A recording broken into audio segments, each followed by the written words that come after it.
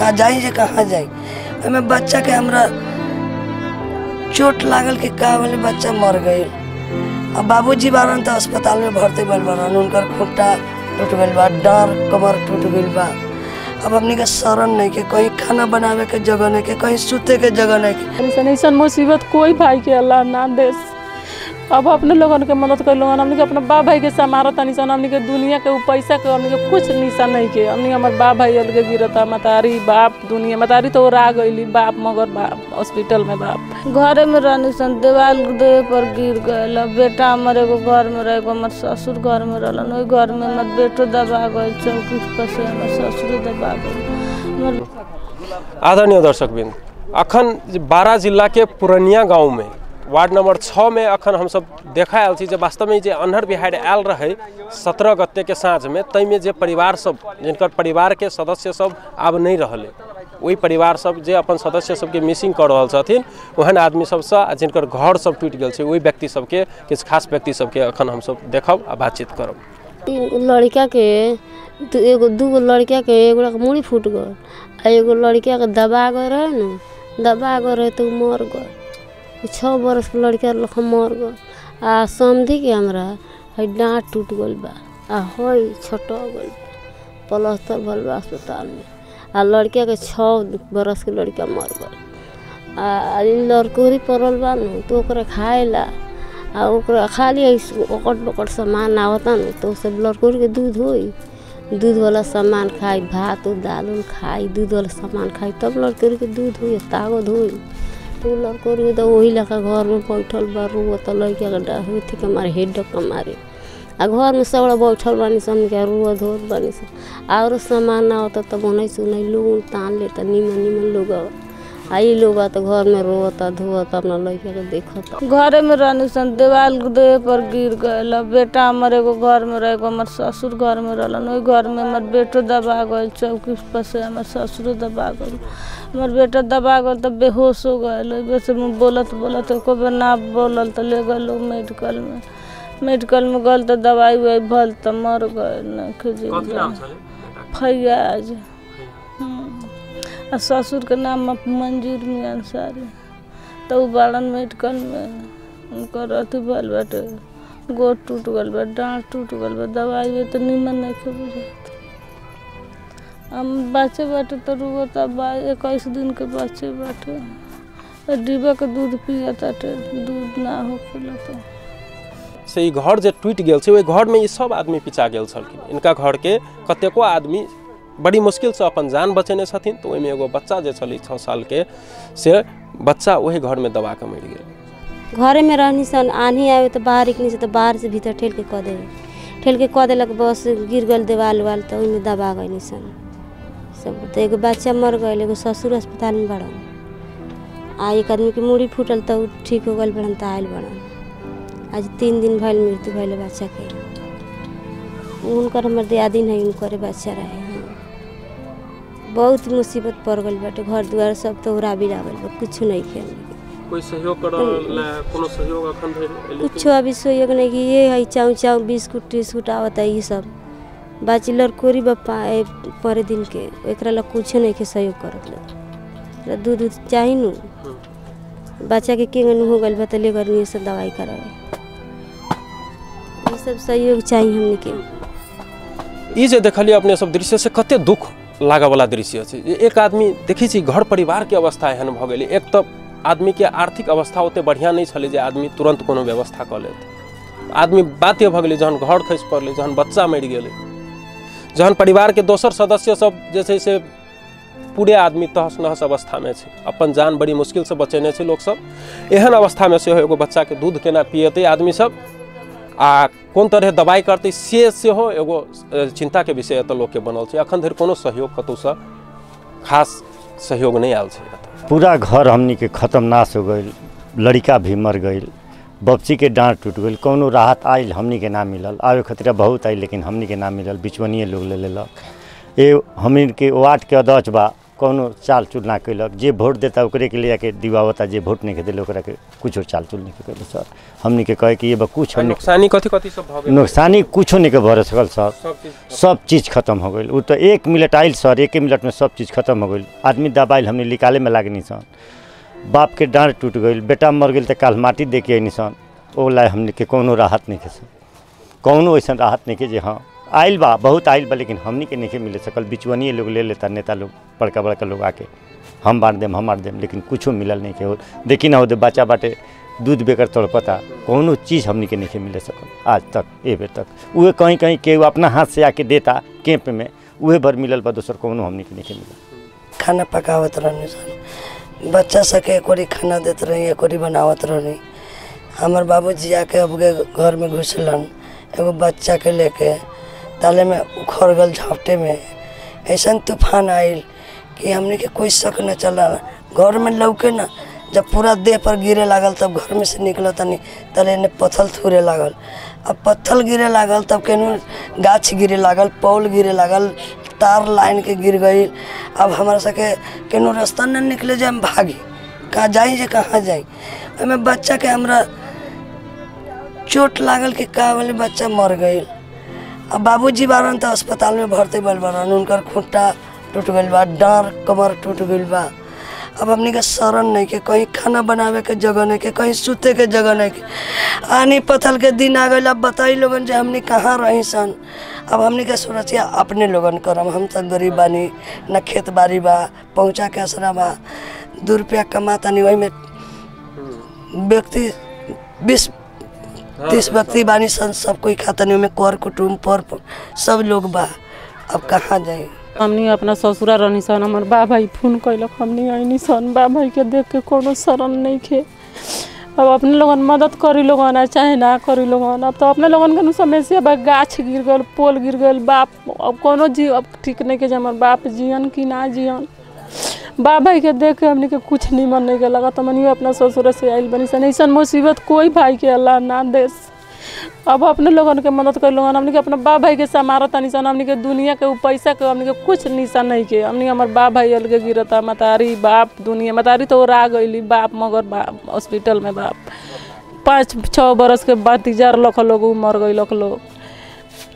बाप बड़न तो हॉस्पिटल में चिल्लात रहन, भाई बाँट तो सब के वाट के केहू के हमने के अपने लोगन भेजता नहीं लोगन, हमने के कुछ मगर भाई बाप के नहीं खे मिलत। अब केहू निमन आदमी उठा लेता लोग पैसा। बाप हमार हॉस्पिटल में हमारा बाप के नाम से 50,000 रुपया रख, वो लोग ले लकलब रही बोलता जे उनकर बाप आइल बड़न। हमार बाप अभी हॉस्पिटल में उठ के बैठे नहीं खन सकत। अब इतने हमने के बात बा। अब अपने लोगन जे कुछ सोची लोगन, जे कुछ कहीं लोगन, अब तो हमने के शरण नहीं खे। बाप भाई के हमने के शरण तनको नहीं खे। अब अल्लाह जे कुछ करस। अखन जे दृश्य अपने सब देख रहल छी से वास्तव में कते दुख लागे वाला दृश्य छै। अपन परिवार के सदस्य सब जे अचानक एके साथ में रह रहल छी, ओहि में से ककरो मृत्यु भ जाए तो केहन अवस्था रहती आदमी के? परिवार में एतवार के शाम के 7 बजे के लगभग 6:45 में हवा एगो उठल। वो हवा से क्षति भइल, उमे 2 आदमी मर गए दबा के। सब छले अथी 2 आदमी के सब? एगो हमर परिवार, एगो हमर पतोह। कथी नाम छबे? मुस्तकीमा खातून, बिबिया खातून। ई घर से हो वही में? हाँ, घर में दबा के मर। यही घर में। ये दुख के तकलीफ के बात बटे। आप घर में के सब अखन रह गेली बाकी आदमी सब? घर में तो 2 आदमी हमनी करा बनी सब, एगो हम, एगो हमर लड़का। तो अही गाँव में जैसे एगो और परिवार में हम सब चल आयल छी, जे परिवार में 4 गोटे जैसे से आप एहि आंधी बिहार के कारण एहि परिवार में नहीं रहल, ओहि परिवार के अवस्था देख सकै छियै। एतऽ के दृश्य जे छै से हुनका परिवार के सद्भाव व्यक्त करल, सहयोग करल आदमी सब, समाज सब जे आयल छथिन, वो आदमी सबके भीड़ छै एतऽ। उनके से बात कर छी। कथी नाम है? हम साहेब अंसारी। तो घर में अथी के सब तो के सब के रहथिन जे मर गेलखिन से नाम उनका? सकीमा खातून, मीना खातून, शमशीदा खातून, रुखसार खातून। के पड़ते यहाँ के रिश्ता में? कथी लगता हो? एगो आमर है, एगो दादी रहे, आ 2 फुआ के बेटी। सब वही घरे में छल? हाँ। एगो हमरे लड़की रहले। हाँ हाँ एगो मेरो केटी छोरी थियो अनि एउटा सासुआमा भाउजू अनि साडू भाइको एउटा छोरी। आप परिवार में के सब छे अखन? बाबा बाबा आबा हाँ तीन आदमी। हाँ एही दुखक क्षण में एगो और घर में हम सब चलि आयल छी। एगो बच्चा जे घर में 7 वर्ष के बच्चा घर में दबा के मर गेलै। ओई घर के अवस्था देखै छी केना। ठीक की नाम है सर? हमर नाम फिरोज अंसारी। हमारा भतीजा एगो रही, यही घर में दबा के मर गई। बाप के डांट टूट गई, सब घर के लोग घायल हो गए। बहुत हमनी परेशानी में बनी सन, कोनो ऐसा चीज़ हमनी के ना निकल पावल, सब यही में दबा गई। राहत जितना आयल हमनी के ना मिलल। ई वार्ड वाला हमनी के कुछ ना दिलक, ना कुछ कोनो एक्शन लेलक। जो भाई आयल उहे दिलक कैंप दे के, और सब लोग ले गए। दोसर कोनो चीज़ के हमनी के ना मिलल। बहुत ज़्यादा उन्हें बच्ची के देखे लगनी सन, अस्पताल में डांट टूट गई बा, गोड़ टूट गई बा। एने बेटा के मरण हो गई तो ओकरा के दाह करम गनी सन। हमनी के आज तक कोनो ऐसा साधन, कोनो ऐसा इथी नहीं के भइल। अन्हार में भी बानी सन। यही घर में? हाँ यही घर में, यही घर के हमनी के बानी सन। जौन की घर से हम पढ़तनी, ये हमनी के पूरा कंगाल जैसे हो गई बनी सन। कोनो ऐसा वास्ता, कोनो ऐसा आधार हमनी के नहीं के। गरीब आदमी हमनी बाहर रहनी सन।